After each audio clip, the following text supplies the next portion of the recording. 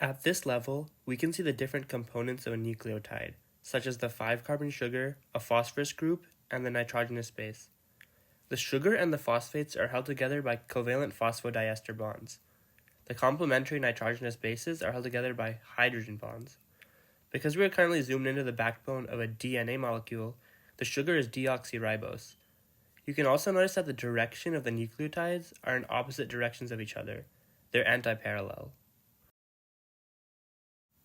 Zooming out, we can see the DNA model and its 4 types of bases and the sugar-phosphate backbone, now simplified. The shape of DNA is a double helix with 2 intertwined strands connected by complementary bases. RNA polymerase, an enzyme responsible for transcription, binds to a specific promoter sequence on the DNA molecule.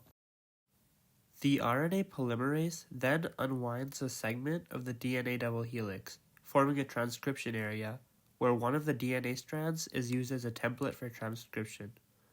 The RNA polymerase goes along the DNA and creates an mRNA strand from free bases in the nucleus, complementary to the template strand.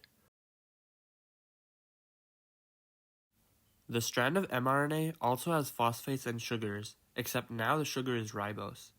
Also in RNA, what would normally be thymine is now replaced with uracil. The mRNA strand will then leave the nucleus and enter a ribosome to go through the process of translation.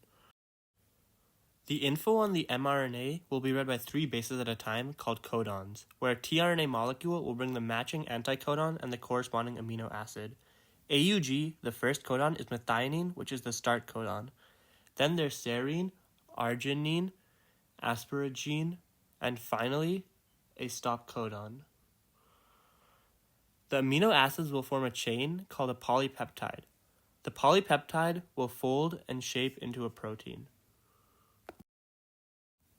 The shape of a protein is very important as it affects the protein's functions by changing how it interacts with other materials.